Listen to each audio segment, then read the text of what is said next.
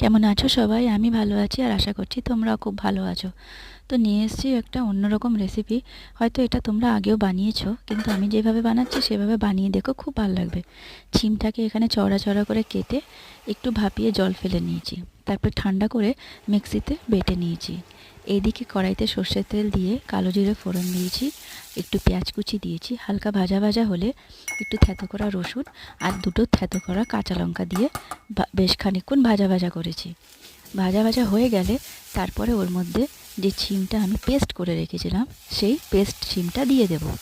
কিছুক্ষণ নাড়াচাড়া করার পর ওর মধ্যে দিয়ে দেবো নুন, হলুদ আর একটু চিনি। তারপরে আবার কিছুক্ষণ ভাজবো। ভাজতে ভাজতে দেখবে কড়াই থেকে কি সুন্দর আলগা হয়ে গেছে, তখনই ভাববে যে শিম বাটাটা পুরোই হয়ে গেছে তৈরি। নামানোর আগে একটু সর্ষের তেল দিয়ে নাড়াচাড়া করে নামিয়ে গরম গরম ভাতের সাথে পরিবেশন করো শিম বাটা। ভালো লাগলে শেয়ার লাইক করো।